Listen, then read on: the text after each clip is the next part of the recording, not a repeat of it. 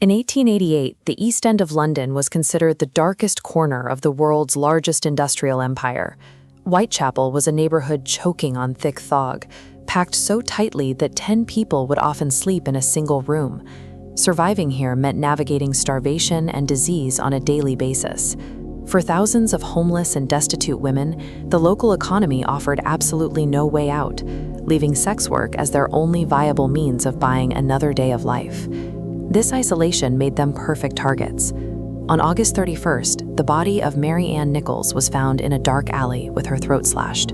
A week later, Annie Chapman was discovered in a backyard, mutilated with the precision of an expert butcher. These were the first of what criminologists called the Canonical Five. The killer quickly grew bolder. On the night of September 30th, he claimed 2 lives in under an hour. After being interrupted during an attack on Elizabeth Stride, he fled the yard, walked straight into the neighboring district, and violently dismembered Catherine Eddowes. The violence reached its peak in November, when 25-year-old Mary Jane Kelly invited the killer into her room. With the safety of 4 walls and hours of uninterrupted time, he systematically disassembled her body, leaving a scene so gruesome it horrified the most hardened medical examiners. 135 years later, the mystery remains unsolved. We continue to search for a sophisticated cinematic gentleman in a top hat, while the evidence for a very different kind of killer remains buried in the fog. In September 1888, the Central News Agency began receiving hundreds of taunting letters from people claiming to be the killer. One specific letter, written in neat red ink and addressed "Dear Boss," openly mocked the police's inability to catch him. It ended with a signature that would freeze the public's blood and cement the myth: Jack the Ripper. At the time, London's newspapers were locked in a vicious circulation war. Many historians believe these early letters were fabricated by ambitious journalists who realized that giving an anonymous killer a theatrical name would drive their daily sales. The genuine correspondence appeared much more primitive. In mid-October, a local official received a small wooden box containing half of a human kidney, later matched to the ailments of Catherine Eddowes. The attached note, addressed "From Hell," was barely literate, scrawled by someone with almost no formal education. The suave, calculated Jack was a commercial franchise built by journalists. The actual murderer was the person who mailed human tissue in a box.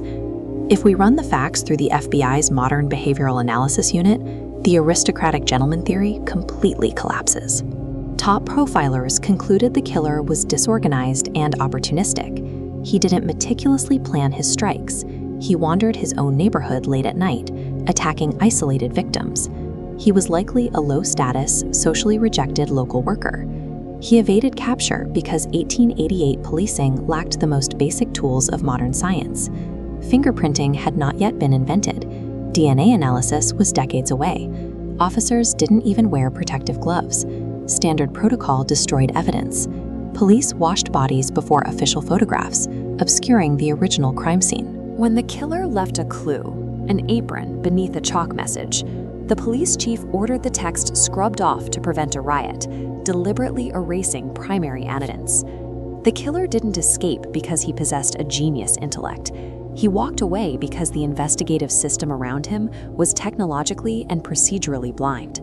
Over the last century, historians have compiled a rogues gallery of suspects. Applying a modern investigative lens filters out the fiction. Court records easily debunk the famous theory involving Queen Victoria's grandson, Prince Albert Victor. Official diaries place the prince hundreds of miles away, in Scotland and Germany, on the exact nights the victims were killed. Others pointed to the Victorian painter Walter Sickert, arguing his macabre art mirrored the crime scenes. However, hotel ledgers prove Sickert was living in France during several of the attacks. This visualization demonstrates how genetic contamination ruined the most famous piece of physical evidence in the case. Researchers once claimed DNA on a shawl matched a local barber, Aaron Kosminski. Geneticists rejected the study, noting that over 130 years, the fabric had been handled by so many people that the original DNA was completely buried. Men like Montague John Druitt, an unstable lawyer, or Francis Tumblety, a quack doctor, fit the behavioral profile much better. Yet no physical evidence conclusively ties them to the scenes. Pinpointing a single suspect today is a mathematical impossibility. The foundational physical evidence was irreparably corrupted the moment the crimes occurred. If a beat cop had rounded the corner 30 seconds earlier and caught him in the act, Jack the Ripper would hold no power today. He would be a forgotten footnote in criminal history. Instead, a collision of relentless journalism and police incompetence elevated a violent opportunist into an unsolvable myth. Obsessing over the killer's identity distracts us from the reality of Whitechapel. The real horror was the social machinery that forced thousands of people to live in a state of constant vulnerability. We have to strip away the sensationalism and look at the actual human beings who were simply trying to survive a hostile world. Mary Ann Nichols, Annie Chapman, Elizabeth Stride, Catherine Eddowes, Mary Jane Kelly. The Jack the Ripper file remains permanently open. It stands as a haunting monument to a society that failed its most vulnerable people. If a beat cop had rounded the corner 30 seconds earlier and caught him in the act, Jack the Ripper would hold no power today. He would be a forgotten footnote in criminal history. Instead, a collision of relentless journalism and police incompetence elevated a violent opportunist into an unsolvable myth. Obsessing over the killer's identity distracts us from the reality of Whitechapel. The real horror was the social machinery that forced thousands of people to live in a state of constant vulnerability. We have to strip away the sensationalism and look at the actual human beings who were simply trying to survive a hostile world. Mary Ann Nichols, Annie Chapman, Elizabeth Stride, Catherine Eddowes, Mary Jane Kelly.